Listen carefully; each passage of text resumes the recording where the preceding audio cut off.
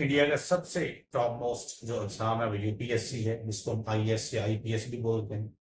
आपको पता होगा यूनियन पब्लिक सर्विस कमीशन इसका एग्जाम कंडक्ट करता है हर साल। आज हम इसके ऊपर ही बात करेंगे और हम जानेंगे कि ये एग्जाम क्या है, इसकी तैयारी कब, कैसे और किन तरीकों से करनी चाहिए, किस एज में स्टार्ट करें, क्या पढ़े क्या ना पढ़े, थोड़ा उसके बारे में हम आज जानेंगे। जो बिगनर्स हैं, जो पहली बार इसकी तैयारी कर रहे हैं, उनके लिए वीडियो बड़ा इंपॉर्टेंट होने वाला है और मैं आपको एक एक करके सारे पॉइंट्स डिस्कस करूंगा। नमस्कार, मेरा नाम पंकज गाबा है और आप इस वक्त मेरे YouTube channel achieve with Pankaj sir को देख रहे हैं। और हमारा जो ऑनलाइन प्लेटफॉर्म है, इसका जो नाम है वो है अभिमन्यु ज्ञानशाला, जो इसके लिए आपको वीडियो प्रोवाइड करता है। नाउ आज हम यूपीएससी के बारे में जानेंगे। यूपीएससी एग्जाम में, जैसे मैंने पहले बताया शुरू में ही, ये इंडिया का सबसे बड़ा टॉप मोस्ट रैंक है, जिसकी चर्चा भी होती है और आज के यूथ का एक ड्रीम है कि वो इस एग्जाम को क्लियर करे और देश को सर्व करे, अपने कंट्री का एक अच्छा क्रिकेट बने और वो सर्व करे, सर्विस में जाए। क्योंकि ये एक ऐसा प्लेटफॉर्म है जहां आपको देश सेवा का मौका मिलता है, अपना पोटेंशियल देश के लिए दिखाने का मौका मिलता है। आप अपना वहाँ 100% दे सकते हैं, पब्लिक वेलफेयर कर सकते हैं और देश का डेवलपमेंट आप अपने हाथों से कर सकते हैं। पर्क्स और सैलरीज आपको बहुत ज़्यादा, आपको पता ही है, मिलती हैं। साथ में आपको सिक्योरिटी मिलती है, आपकी रेपुटेशन वैसी हो जाती है, आप एक पब्लिक फिगर के रूप में भी इमर्ज होते हैं। ये इसकी खास बात है। आपके एक सिग्नेचर की वैल्यू होती है कि वो सिटी पे 100, 200, 500 करोड़ खर्च होगा कि नहीं होना होगा, एक डीसी या एक आईएएस के ऊपर डिपेंड करता है। लॉ एंड ऑर्डर अगर आप मैनेज कर रहे हैं तो आप आईपीएस हैं तो लॉ एंड ऑर्डर मैनेज कर लेंगे, और लॉ एंड ऑर्डर अगर आप मैनेज कर रहे हैं तो आप आईपीएस की सबसे बड़ी पोस्ट ले सकते हैं, जैसे एसएसपी बन सकते हैं, पुलिस कमिश्नर बन सकते हैं, डीजीपी रैंक कभी एक टाइम पे जा सकते हो, या और बड़ी पोस्टें हैं, कैबिनेट सेक्रेटरी, चीफ सेक्रेटरी, या कई डिपार्टमेंट के सेक्रेटरी बन सकते हैं, डिविजनल कमिश्नर बन सकते हैं। बहुत सारे आपको इसमें प्लेटफॉर्म्स मिलेंगे, आगे सीढ़ियां मिलेगी चढ़ने के लिए ऊपर। अब बात करते हैं कि एग्जाम में क्या होता है। ये एग्जाम साल में एक बार कंडक्ट होता है। इसके 3 फेसेस होते हैं। पहले होता है प्रीलिमिनरी यानी प्रीलिम्स एग्जाम, फिर एक मेंस एग्जामिनेशन होता है, फिर आपका पर्सनैलिटी टेस्ट या इंटरव्यू टेस्ट होता है। मई जून में अप्रोक्सीमेटली ज़्यादातर मई में एग्जाम कंडक्ट होता है, कई बार जून के फर्स्ट सेकंड वीक में हो जाता है। आमतौर पर ये मई सेकंड थर्ड वीक में एग्जाम कंडक्ट किया जाता है। पहला स्टेज इसका जो है प्रीलिम्स या प्रीलिमिनरी, जिसमें आपको ऑब्जेक्टिव टाइप क्वेश्चन के आंसर देने होते हैं। इसके 2 लेवल होते हैं प्रीलिम्स के, एक जनरल स्टडीज का एग्जाम होता है और एक सिविल सर्विसेज एप्टीट्यूड टेस्ट का एग्जाम होता है। सिविल सर्विसेज का जो एग्जाम है, इसके 2 लेवल जिसकी बात कर रहा हूँ, इसमें जनरल स्टडीज का जो एग्जाम है उसमें आपको 100 क्वेश्चन दिए जाएंगे, जो 4 ऑप्शंस के साथ होंगे, 4 एमसीक्यू के साथ, और आपको उसको एक करेक्ट आंसर मार्क करना है। और दूसरा एग्जाम, इसका दूसरा पार्ट होगा, वो एप्टीट्यूड टेस्ट होता है। दूसरा जो एग्जाम है वो, जिसका लेवल जो है वो है सिविल सर्विसेज एप्टीट्यूड टेस्ट, जिसमें 80 क्वेश्चंस होते हैं, जिसमें आपका decision making power, English language, reasoning, mental ability या क्वांट्स आपसे पूछा जाता है, जो एक 10th लेवल का होता है। और 80 क्वेश्चंस होते हैं, एमसीक्यूज होते हैं, आपको एक मार्क करना है। जो दूसरा लेवल है सिविल सर्विसेज एप्टीट्यूड टेस्ट, इसमें आपको सिर्फ क्वालिफाई करना है, पास करना है 35% से, आपको मेरिट में इसके एग्जाम मार्क्स कैरी नहीं होंगे। लेकिन जो पहला एग्जाम एक और है, मैंने बताया जनरल स्टडीज का, वो एग्जाम की मेरिट बनेगी, उसी के बल पर आप आगे मेंस में जाओगे। ये एग्जाम सिर्फ स्क्रीनिंग टेस्ट है। एक बार आपने इसको क्लियर कर लिया, आप मेंस में पहुंच गए, तो आप इसके मार्क्स आगे कैरी फॉरवर्ड नहीं होंगे। मेंस के ही मेन मार्क्स फाइनल रिजल्ट में और इंटरव्यू के मार्क्स फाइनल रिजल्ट में काउंट के हैं। इसलिए जनरल स्टडीज का रोल बहुत इंपॉर्टेंट है, जो कि हार्ड लेवल की आती है। और जब आप प्रीलिम्स क्वालिफाई कर लेते हैं तो आप मेंस में चले जाते हैं। जितनी भी सीट्स होती है उसका 15 टाइम्स आमतौर पे ले लिया जाता है और आप आगे मेंस में चले जाते हैं। मान लो 2000 सीट्स इस पर खाली हैं, तो 15 इंटू 2000, 30,000, 30,000 लोगों को मेंस के लिए इसमें से छांट लिया जाएगा, उसकी स्क्रीनिंग कर ली जाएगी। फिर वो मेंस एग्जामिनेशन लिखेंगे जो सब्जेक्टिव टाइप होगा, जैसे कॉलेज में एग्जाम होते हैं, आपको 200 वर्ड्स में 300 वर्ड्स में ऐसे एग्जाम लिखने होते हैं, तो वैसे ही ये भी एग्जाम होता है। इसमें आपको 4 पेपर जनरल स्टडीज के देने पड़ते हैं, कैसे का पेपर होता है, एक लैंग्वेज का पेपर होता है, हिंदी पंजाबी इंग्लिश जो भी आप चुनना चाहो, आपकी 22 भाषाएं हैं, 22 लैंग्वेज हैं, संविधान की रिकॉग्नाइज कॉन्स्टिट्यूशन लैंग्वेज, उसमें से एक चुननी होगी। प्लस आपको अपनी मर्जी का एक ऑप्शनल सेट जिसका लेवल मास्टर लेवल तक होता है, मास्टर डिग्री लेवल तक, वो चलना होगा। इसमें बहुत सारे सब्जेक्ट हैं, 25 सब्जेक्ट टोटल हैं और 26 में लिस्ट में लैंग्वेज आ जाती है। आप कोई भी सब्जेक्ट इसमें अपनी मर्जी का जो अपने चुनना है वो चुन सकते हैं, जैसे हिस्ट्री चुन सकते हैं, पॉलिटिकल साइंस चुन सकते हैं, एंथ्रोपोलॉजी है, पब्लिक एडमिनिस्ट्रेशन है, सोशियोलॉजी है, physics chemistry biology management accountancy वगैरह वगैरह बहुत सारे हैं। आप उसको चुन के उसके पेपर दे सकते हैं इसमें इनमें। तो मेंस में आपको सब्जेक्टिव टाइप लिखना है, जैसे कि आपको 200 वर्ड्स में एक आंसर लिख के देना पड़ेगा। मान लो 10 क्वेश्चन आएंगे, आपको 200 में मार्क्स में लिखने हैं। और ये एग्जाम जो है आपकी राइटिंग स्किल्स के साथ साथ आपकी प्री फिक्स डिग्री जो मेंटल एबिलिटी है, क्वालिटी है, उसको चेक करता है कि आपका लेवल क्या है। और इसमें चॉइसेस होती हैं क्वेश्चन के साथ, वो हो सकती है। ऐसे का पेपर भी होगा, इसमें आपको 2 ऐसे लिखने होंगे 1000 वर्ड्स के 3 आवर्स में, और चॉइस भी होगी ऐसे में। प्लस आपको एक जनरल स्टडीज के 4 पेपर देने पड़ेंगे, जनरल स्टडीज पेपर 1 2 3 4। 1 2 3 में प्रॉपर जनरल स्टडीज आएगा ही आएगा। जो जनरल स्टडीज 4 आएगा उसमें आपको एथिक्स एंड इंटीग्रिटी एक टॉपिक है वो पूछा जाएगा, एथिक्स के ऊपर आपको क्वेश्चन पूछे जाएंगे। इस तरह जब आप ये क्लियर कर लोगे तो आपको फिर मेंस एग्जामिनेशन के लिए बुलाया जाएगा। इस तरह जब आप ये क्लियर कर लोगे तो आपको इंटरव्यू के लिए जो वाइवा टेस्ट होता है, पर्सनैलिटी टेस्ट, के लिए बुलाया जाएगा, जो अप्रैल मई में होता है हर साल। यानी मई में प्रीलिम से शुरू हुए और अप्रैल मई तक इंटरव्यू होता है, और मई में ही इसका रिजल्ट फाइनल रिजल्ट आ जाता है। फाइनल रिजल्ट मेंस और इंटरव्यू मिला के काउंट करते हैं, और जो प्रीलिम्स हैं वो स्क्रीन टेस्ट तक सीमित लिमिटेड रहता है, आगे नहीं चलता। फाइन। तो ये मैंने आपको थोड़ा पैटर्न बताया है। बहुत सारी चीजें आपको मेरी स्क्रीन पे दिख रही होगी, आप उनको नजर मारते जाइएगा। तो और भी चीजें आपको इसमें मैं बताता जाऊंगा जो आपको नजर आएंगी स्क्रीन पे। अब बिगनर इसकी तैयारी क्या करें, कैसे करें?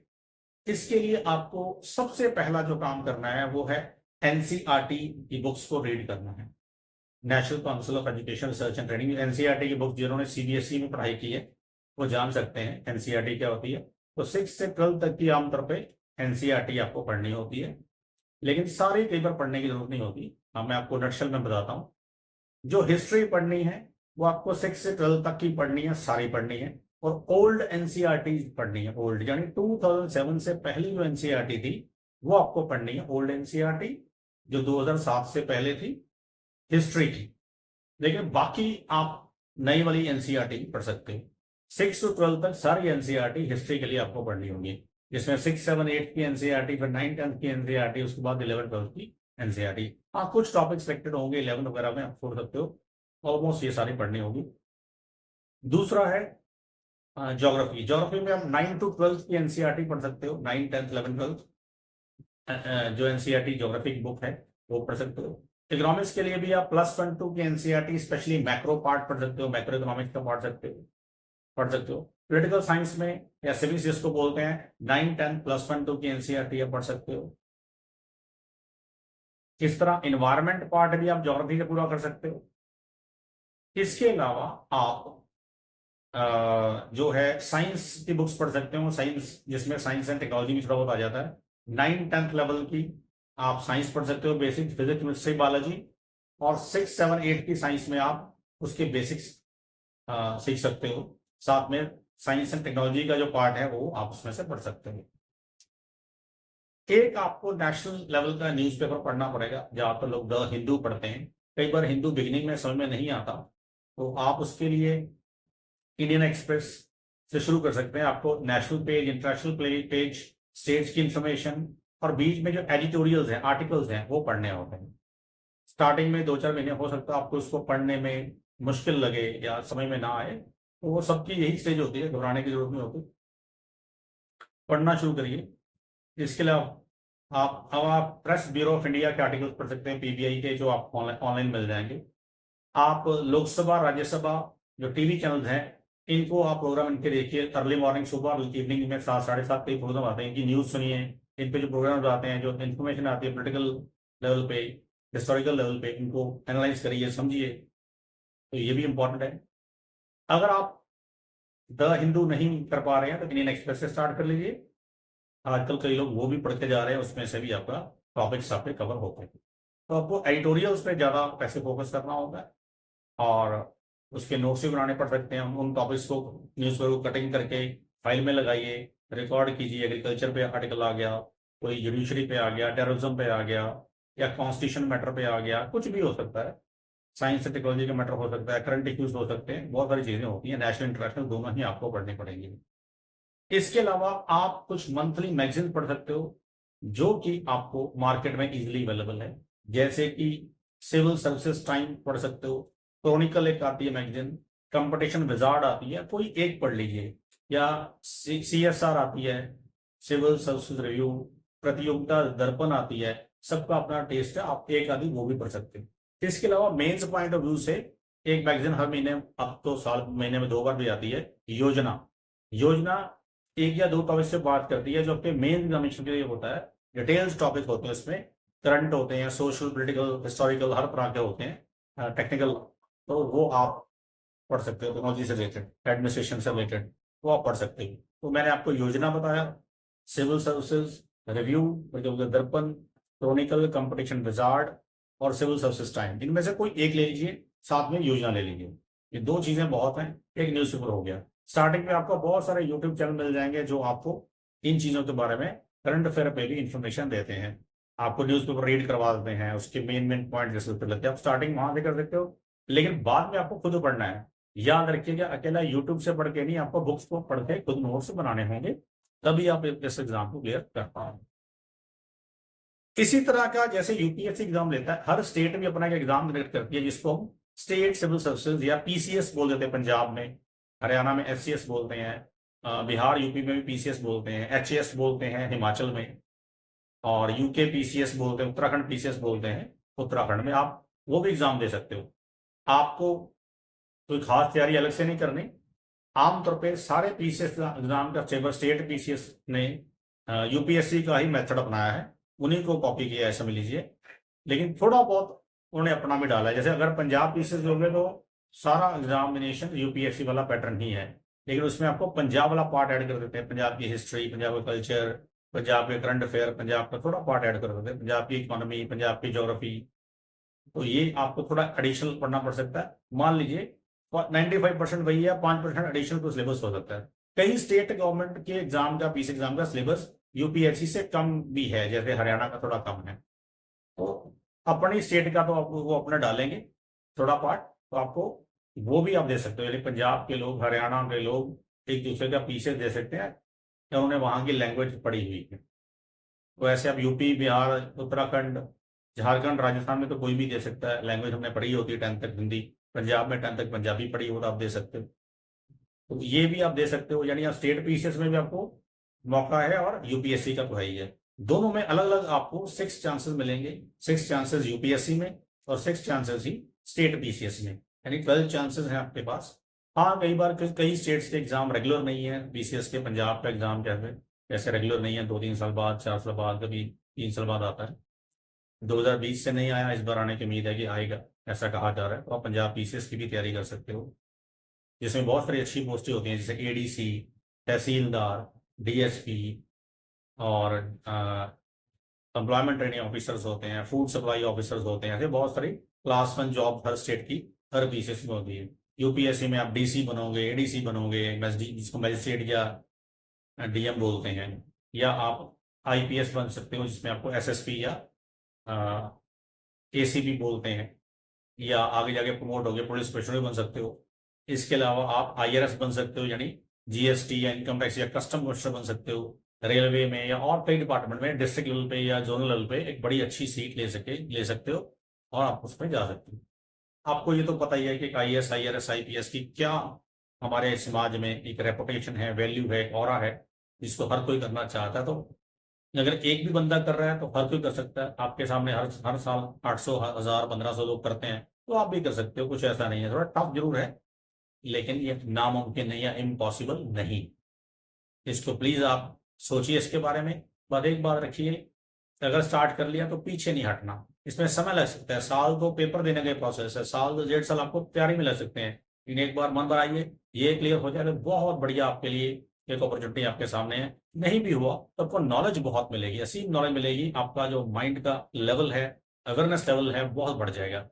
ये नहीं हुआ तो पीसीएस करेंगे, पीसीएस नहीं हुआ तो स्टेट सेंटर के बहुत सारे और एग्जाम है, ग्रुप बी के एग्जाम है, इंस्पेक्टर लेवल के, ऑफिसर लेवल के, आप वो कर सकते हो। तो अगर आप इतना बड़ा सिलेबस तैयार करोगे तो वो आराम से आप उसको क्लियर कर पाओगे। तो ये हमने आज जाना है इन सारी एग्जामिनेशन के बारे में। आपके कोई और भी डाउट हो तो आप कमेंट सेक्शन में अपने डाउट्स लिख सकते हैं, मैं उसका एक और वीडियो बना के आपको रिप्लाई दे दूंगा। और एक बात और याद रखिएगा, इसके लिए कंसंट्रेशन चाहिए, इस एग्जाम को क्लियर करने के लिए टाइम मैनेजमेंट चाहिए, आपका इंटरेस्ट चाहिए। क्लास में आपको एक गाइड चाहिए जो आपको पढ़ा सके या अपने नोट्स दे सके, आपको बता सके कि रास्ता किधर किधर जाना है। और ये एक बहुत इम्पॉर्टेंट हमने इंफॉर्मेशन शेयर की आपके साथ। मुझे उम्मीद है आपको अच्छा लगा होगा। कोई भी डाउट हो तो कमेंट में बता सकते हो।